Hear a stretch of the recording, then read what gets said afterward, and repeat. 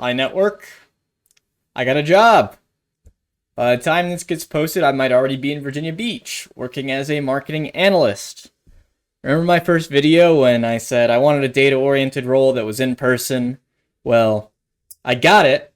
It's kind of worked out perfectly. A 10-episode season. Don't you love it? Timing is great.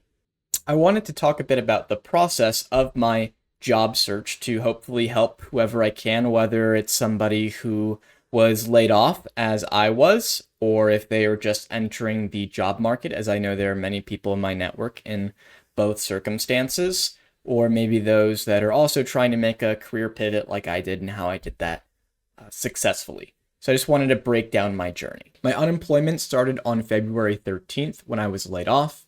I received my offer letter for this next role on May 5th with a start date on May 18th. I essentially got a very stressful summer vacation, which I'm thankful for. Not because I got the time off, but because it was a very short window of me being unemployed. Relative to the greater job market right now, I believe the average time to get a new role after being laid off is around 6 months right now. So I am very thankful for that, and I consider myself very lucky that I was able to find something that I really wanted to do within this time period. During my break, I sent out exactly 100 applications. It just worked out to that number. And the offer that I'm accepting is application number 40. If we're counting phone screenings, I went through 4 rounds of interviews and talked to 7 people for this position. After the first call, I was given 10 relevant screening questions that mostly had to do with my technical skills related to this position and its description, which I answered in about 2.5 pages. I also embedded links there to my GitHub and the web series on YouTube. Each interview was a week apart, and I received my offer letter the day after my final interview. It was a process that was spread out over time, but there were always clear next steps, and I was aware of what was going on. I do want to give advice based on my takeaways from this experience, but I want to preface it with my solution may not be the answer to your specific problem. Yes, I made a web series, and it seemed to have worked better than I hoped, but that wasn't everything I did. And I can't say it's what you should do, because I don't know your circumstances. I can only provide the context around my situation and hope that you can discern what is relevant to you and hopefully use that for your benefit. First of all, I want to say that the job market sucks right now, especially if you're a new grad, but in general, things are pretty awful. And I feel somewhat bad making this video because I feel survivor's remorse saying that I got exactly what I wanted after such a short period of time, when I know there are other people struggling and really need employment as well. The recruitment process is generally broken. If you're in a situation where you're looking for work, I'm sure that you're aware of this.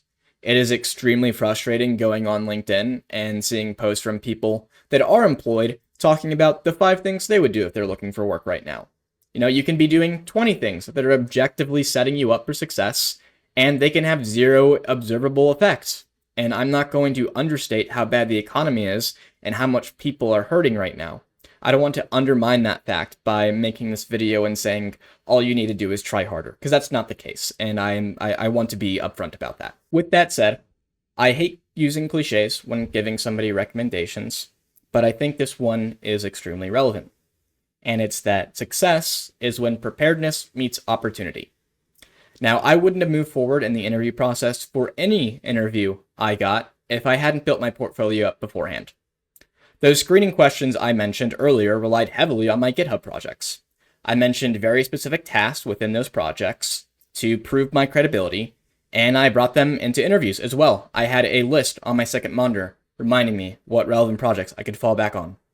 Because I was changing fields, my experience wasn't the perfect alignment a lot of people want to see. I had to be able to showcase that I had technical skills that weren't necessarily central to my past roles. I also fell back on projects from college, like a Power BI case competition and the National Student Advertising Competition. My resume overall wasn't perfect. I had a typo where I put data visualization under my skills twice.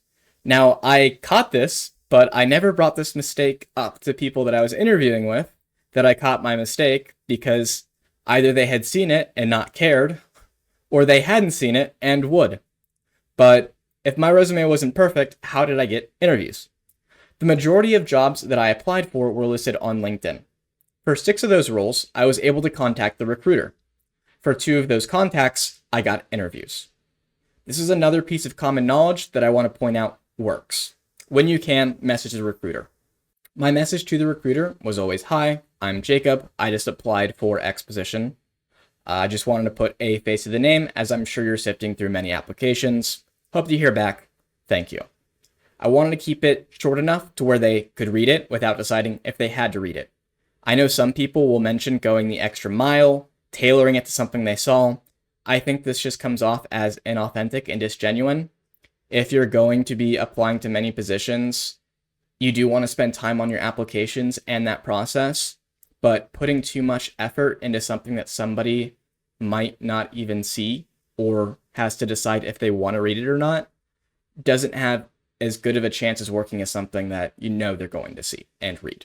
When networking with an A&M alumni about a position at their company, they told me that they had to take down a job posting in less than 12 hours because it immediately got over 300 applications. Like I said, the system is broken. I had one company tell me that I would have to sign a statement of beliefs confirming my Christian faith, which I don't even know if that's legal. I also mistakenly applied for a scam. LinkedIn does not screen companies, and I now receive dozens of calls a day because I applied for a company that was, according to Google, based in an abandoned building in Nigeria. The last piece of advice I have is about your personal brand, which is one of my most hated networking buzzwords, right behind imposter syndrome, because people's interpretation of the word is so incredibly flawed. Most people I have heard talk about a personal brand use it in the context of making yourself look exactly like the person next to you. Everyone is positioning themselves as a business professional who is a lifelong learner and committed to data-driven results and success. Think of the first brand that comes to mind. Then think about that brand's competitors. Do you notice how those competitors are not carbon copies of each other? So why are so many people intent on being exactly the same as their competition?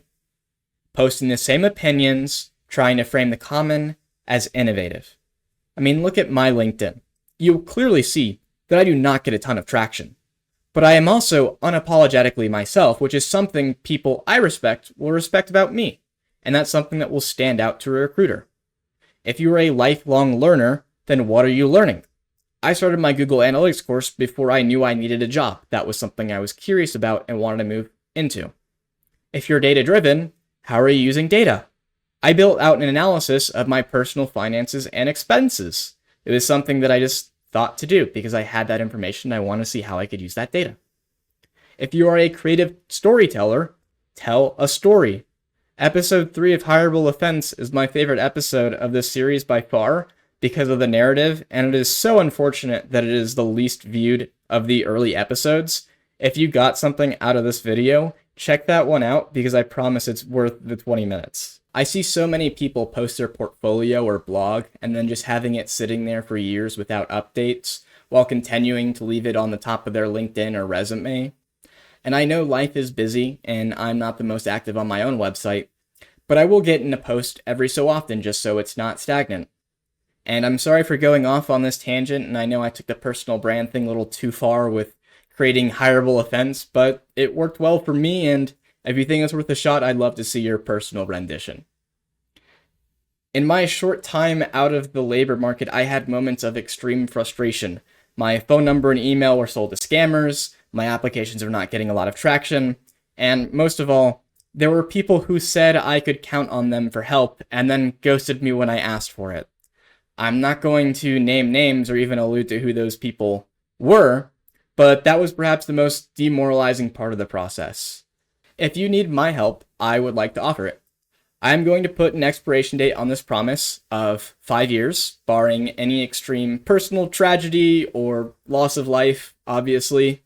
But if you find yourself needing to vent with nobody to talk to, or you're working on a project and would like to have eyes on it before you publish it, or you need help budgeting, or there's anything else that I can reasonably do to help you, please reach out. My email's on my YouTube, my blog, and my LinkedIn, and I'll try to get in touch as soon as possible, because I know it is very rough right now, and I have the time and means to help, and I would love to do that if you need it. Thank you so much for your support and directing your attention to my little projects. This is the end of this season for Hirable Offense, and I will be seeing you later, network. Bye.